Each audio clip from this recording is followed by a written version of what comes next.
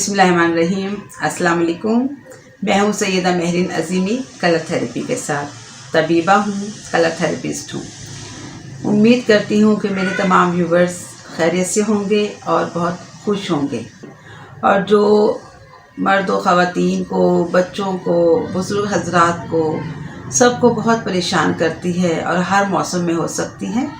जी हाँ, वो बीमारी है खांसी, यानी कि जिसको कफ़ कहते हैं, ब्रोंकाइटिस कहते हैं। और ये बीमारी की तफसील मैं आपको अभी बता दूंगी। कुरान मजीद के हवाले से बात कर लेते हैं रंगों पर, क्योंकि हमारा चैनल जो है वो रंग और रोशनी पर है। रंगों की बात होती है, रंगों से इलाज की बात होती है। तो कुरान मजीद में सूरह फातिर में अल्लाह ताला फरमाते हैं कि और जो आदमियों में और कीड़ों में और चौपायों में कई रंग हैं, और जो लोग अल्लाह ताला की इस हिकमत पर गौर व फिक्र करते हैं तो वही समझबूझ से काम लेते हैं। और तहकीक अल्लाह ज़बरदस्त है, बख्शने वाला। तो हमारा क्योंकि रंगों पे बात चल रही है, तो इससे पहले आप लोग जो हैं मेरे वीडियोस को पूरा देखिए ताकि आपको इन्फॉर्मेशन मिले। उसको लाइक कीजिए, शेयर कीजिए और मेरे चैनल को सब्सक्राइब ज़रूर करें, क्योंकि मेरे लिए गिफ्ट है, मेरी हौसला अफजाई का, जो आपकी तरफ से आता है। इंटरनेशनल स्कॉलर, रूहानी स्कॉलर और मेरे रूहानी उस्ताद ख्वाजा शमसुद्दीन अज़ीमी साहब फरमाते हैं, और क्या खूब फरमाते हैं, कि लोगों को चाहिए कि वो अपने बच्चों को डराएं ना।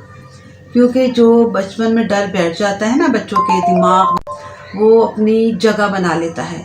और जो खौफज़दा बच्चे होते हैं वो कभी भी ज़िंदगी में कोई अच्छा काम, कोई अच्छा कारनामा नहीं अंजाम दे पाते, तरक्की की मंजिलें तय नहीं कर पाते। तो लिहाजा आप लोगों को चाहिए, क्योंकि बच्चे जो हैं वो अल्लाह ताला की जो है हमारे लिए एक अमानत है, अल्लाह ताला की तरफ से हमारे लिए एक तोहफ़ा है, एक गिफ्ट है, अनमोल गिफ्ट है। तो उन बच्चों की जब हमने सही तरबियत करनी है तो बच्चों को बिल्कुल किसी भी चीज़ से ना डराएं। अक्सर देखा गया है कि माएँ जो हैं वो बच्चों को खामोश करवाने के लिए किसी न किसी चीज़ से डराती हैं। तो उस चीज़ का एक जो ह्योला है, उस चीज़ का एक जो पैटर्न है, वो बच्चे के दिमाग में बचपन से ही बैठ जाता है। और बड़े होकर भी वो बच्चे जो है ना अक्सर जो है उसको नफ्सियाती तौर पर अपने जहन से निकाल नहीं पाते हैं। और अपने बच्चों को हर वक्त सख्त सुस्त कहना, बुरा भला कहते रहना, ये भी बहुत गलत बात है। क्योंकि बच्चा इसको ना हर वक्त जो माँ बाप बच्चे को बुरा भला कहते हैं, टोकते रहते हैं या उसकी खामियों को पकड़ कर बैठे रहते हैं, तो बच्चा उसको अपने रोज़ाना का मामूल समझ लेता है और वो उसका आदी हो जाता है।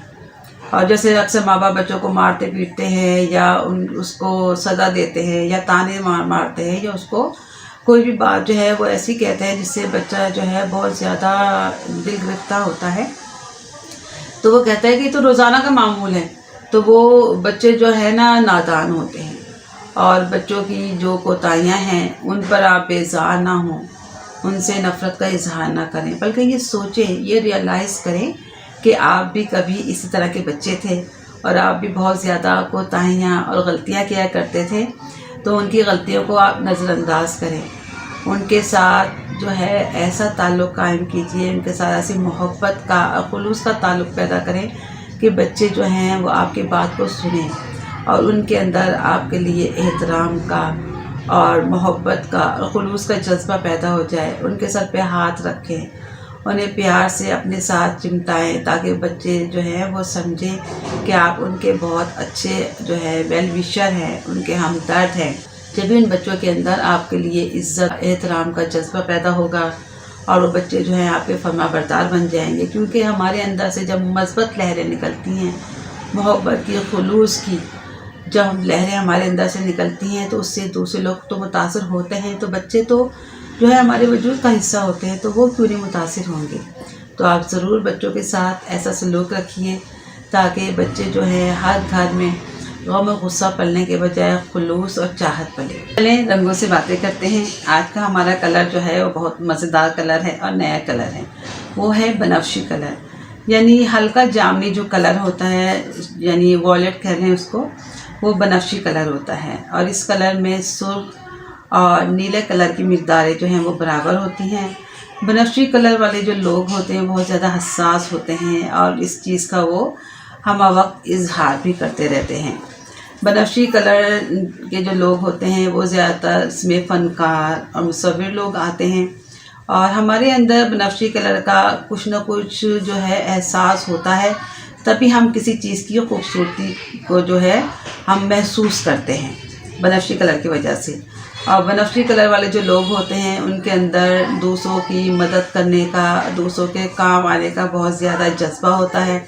हर वक्त उन्हें इस चीज़ की फ़िक्र लगी रहती है कि हम जो है किसी न किसी तरह से अपनी ज़ात से दूसरों को फ़ायदा पहुंचाएं। अपने लिए कम और दूसरों के लिए ज़्यादा सोचते हैं। इन लोगों के अंदर रूहानी इक़दार बहुत ज़्यादा होती हैं। अगर इनकी बातनी आँख यानी रूहानी आँख खुल जाए तो वो गैब का जो है नज़ारा भी करते हैं। और बनफशी कलर के जो लोग होते हैं वो वक्त ज़ाया नहीं करते। वो चाहते हैं कि अपनी ज़िंदगी के 5 मिनट भी जो है ना हम ज़ाया ना करें, बल्कि किसी न किसी तामीरी अमल में उसको खर्च करें। चलें आज के मर्ज़ की तरफ चलते हैं। आज का मर्ज़ जैसे मैंने अभी शुरू में बताया था, आज का मर्ज़ है खांसी यानी कफ़, जिसको अरबी में स्वाल कहते हैं, इंग्लिश में कफ़ कहते हैं, ब्रोंकाइटिस भी कहते हैं। मौसमी तब्दीली चाहे गर्मी से हो या सर्दी से हो, हमेशा इंसानी सेहत पर जो है वो असरात मुरतब करती है। और खांसी तो एक ऐसा मर्ज़ है जो हर उम्र के लोगों को जो है और हर मौसम में हो सकती है, और ऐसा मर्ज़ है जो रातों की नींद जो है ख़राब कर देती है, सुकून ख़राब हो जाता है, और बहुत ज़्यादा जो है बच्चे बूढ़े जो हैं इसकी वजह से परेशान रहते हैं। खांसी क्या है? खांसी जो है इसकी हम इस तरह से तारीफ़ कर सकते हैं कि फेफड़ों की जो झिल्ली है और फेफड़ों की जो नालियाँ हैं उनके अंदर जब बलगम जमा हो जाता है और जो है उनके अंदर वरम आ जाता है तो वो खांसी जो है ना शुरू हो जाती है। या हम ये भी कह सकते हैं कि फेफड़े के अंदर जो कोई इस तरह का कोई ऐसा मवाद जमा हो जाए, कोई मूज़ी चीज़ जमा हो जाए जिसको निकालने के लिए फेफड़ जो है वो बार बार हरकत करता है, तो वो खांसी की शक्ल में वो हरकत होती है, उसको हम खांसी या ब्रोंकाइटिस कहते हैं।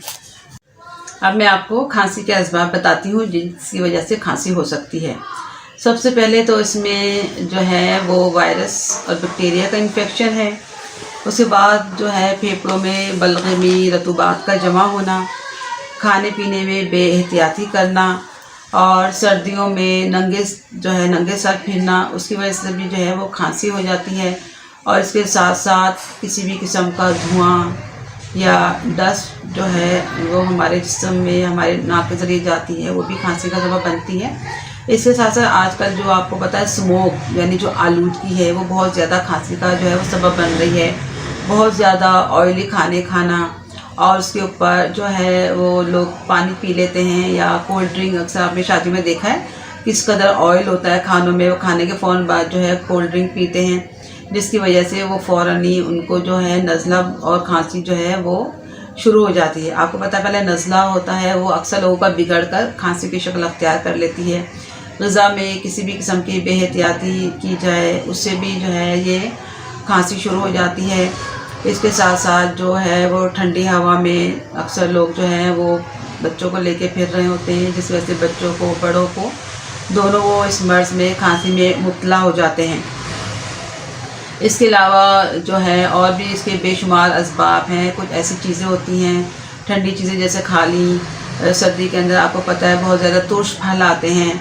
अक्सर किसी को हल्का सा नज़ला हुआ, उन्होंने इस तरह के तुर्श फल वगैरह इस्तेमाल किए और कोई मेडिसिन वगैरह नहीं ली, जिसकी वजह से वो बिगड़ कर खांसी की शक्ल अख्तियार कर लेती है। इस तरह के असबाब हैं जो खांसी को पैदा करने का बाइस बनते हैं। खांसी दो तरह की होती है, खुश्क खांसी और तर खांसी। खुश्क खांसी में जो है वो बलगम जो है वो बहुत दिक्कत से निकलता है, जबकि तर खांसी में थोड़ा बहुत बलगम खारिज होता है लेकिन उसमें इतनी शिद्दत नहीं होती जितनी खुश्क खांसी में होती है। अब इसमें इसकी अलामात बता दूं। इसकी अलामात में ये है कि शिद्दत की खांसी उठती है, खांसते खांसते मरीज़ जो है वो बेहाल हो जाता है, आँखों से पानी बहना शुरू हो जाता है, सीने में दर्द होता है, पसलियों के नीचे दर्द महसूस होता है। इसके साथ साथ जो है खांसी की वजह से सर में और पट्टों में दर्द शुरू हो जाता है, सांस तंगी से आता है। इसके साथ साथ जो है वो बलगम जो है वो थोड़ा बहुत बलगम खारिज होता है। पहले बलगम जो है वो सफ़ेद कलर का, फिर सब्ज़ कलर का, और आखिर में जो बलगम ये जम कर येलो कलर का हो जाता है, जो कभी ख़ारिज होता है और कभी जो है वो ख़ारिज नहीं होता। बेचैनी होती है, बेकरारी होती है, रातों की नींद उड़ जाती है, क्योंकि बार बार खांसने की वजह से फेफड़ों में, सीने में दर्द शुरू हो जाता है और बाज़ औक़ात ये दर्द जो है कानों तक पहुंच जाता है। कानों में जलन महसूस होती है रेशे और बलगम की वजह से, और बहुत ज़्यादा जो है सीने में बोझ महसूस होता है, बेकरारी महसूस होती है बड़ों को, बच्चों को, क्योंकि आपको पता है ये खांसी में हमेशा ये बात देखी गई है कि दिन के मुकाबले में खांसी जो है वो रात को ज़्यादा होती है, और इसी वजह से मरीज़ की जो है ना वो नींद ख़राब होती है और वो बार बार खांसता है, परेशान होता है और उसका गला जो है ना वो खुश्क हो जाता है। अगर खांसी का बर वक्त इलाज ना किया जाए तो खांसी जो है ये बहुत ज़्यादा बढ़ जाती है और फेफड़ों में ज़ख़म हो जाते हैं, तो लिहाजा इसका फ़ौरन इलाज करें ताकि इससे पीछा छूट जाए। अब मैं आपको परहेज़ और ग़िज़ा बता देती हूँ। परहेज़ में यही है कि जितनी भी ठंडी चीज़ें हैं, आपको पता है सर्दियों में फिरनी भी है, खीर है, फालूदा है, इस तरह की जितनी भी चीज़ें हैं इनसे आपने खांसी में अवॉइड करना इन चीज़ों से। और जितने भी तुर्श फल हैं जैसे माल्टा, मौसमी और किन्नू, लीमू वगैरह, इस तरह की चीज़ों से भी आपने अपने आप को बचाना है। कोल्ड ड्रिंक्स नहीं लेने, जूसेस वगैरह भी जो हैं वो आपने नहीं लेने हैं। इसकी बजाय आपने जो ग़िज़ा है अपनी वो अच्छी ग़िज़ा लेनी है। आपने बकरे का गोश्त है, शोरबा है, वो आप लें जिसमें ऑयल जो है ना बहुत ही कम हो, क्योंकि वो ऑयल आपके गले को ख़राब करेगा। चपाती है, अरहर और मूंग की दाल है, वो आप लें। सब्ज़ियाँ वगैरह जो हैं वो आप ले सकते हैं जिनमें ऑयल बहुत कम हो, और इसके साथ साथ जौ का दलिया है, वो भी आपके लिए बहुत फ़ायदेमंद है। और खांसी में ख़ास तौर पर यखनी जो है वो आप थोड़ी थोड़ी ले सकते हैं। सब्ज़ियों और जो है गोश्त की हड्डियाँ हैं, इनको मिक्स करके आप जो है वो सूप लें, वो बहुत फ़ायदेमंद है। पानी जब भी पिएँ नीम गर्म पिएँ। शहद ले लें, शहद के अंदर पानी मिलाकर आप उसको इस्तेमाल कीजिए। अदरक का कहवा बना लें या अदरक की चाय बना लें, वो बहुत ज़्यादा इफ़ेक्टिव है, आपके गले को भी सही करेगी। और जितना भी बलगम वगैरह है वो जब तक आपके जिस्म से, आपके गले से खारिज नहीं होगा तो खांसी को आराम नहीं आएगा। ये आप ज़रूर इस्तेमाल करें। सब्ज़ियाँ जो हैं जैसे आजकल पालक आई हुई है, चुकंदर है, वो भी आप इस्तेमाल कर सकते हैं, वो आपके लिए बहुत फ़ायदेमंद है। स्टीम ज़रूर लें, स्टीम लेने से जो है आपकी खांसी को बहुत ज़्यादा फ़र्क पड़ेगा। अब मैं आपको खांसी का इलाज बताती हूँ कलर थेरेपी से। जिस तरह मैंने आपको बताया कि खुश्क खांसी और तर खांसी दो तरह की खांसी होती है, तो जो मैं इलाज बता रही हूँ ये खुश्क खांसी का इलाज है। आपने ये नीला पानी बनाना है, और किस तरह से बनाना है, आपने एक शीशे की बोतल लेनी है, उस पर ये नीले कलर का सेलोफेन पेपर चढ़ाया आपने। उसके बाद आपने पानी स्टील के बर्तन में उबाला, ठंडा किया, और इस बोतल तक, इसकी गर्दन तक इस बोतल को आपने भर लिया। फिर इस बोतल को आपने लकड़ी के टुकड़े पर सुबह 10 बजे से शाम 4 बजे तक धूप में रखना है 1 दिन, और 3 दिन आपने इसको इस्तेमाल करना है। कैसे इस्तेमाल करना है, आपने ये पानी जो है आधा आधा कप यानी 2 औंस सुबह शाम आपने इस्तेमाल करना है। और इसके साथ आपने क्या करना है, ये है सनरेज कलर ऑयल ऑरेंज शुआओं का, ये देखें ऑरेंज शुआओं का ये तेल है। ये आपने ना अपने कहाँ पर लगाना है, आपने अपनी कमर पर, जहाँ पर फेफड़े होते हैं वहाँ पर आपने ये देखें, ये आपने तेल लगाना है। 10 मिनट तक आपने मसाज करना है उल्टे दायरों में, एंटी क्लॉकवाइज सर्कल में आपने ये इसका मसाज करना है। इससे आपका जो मसला है खांसी का वो हल हो जाए। ऑयल आपको हमारी लाइब्रेरी अज़ीमिया रूहानी लाइब्रेरी करीम पार्क लाहौर से, आप वहाँ से ये बाय कर सकते हैं, आपको बड़ी आसानी से मिल जाएगा।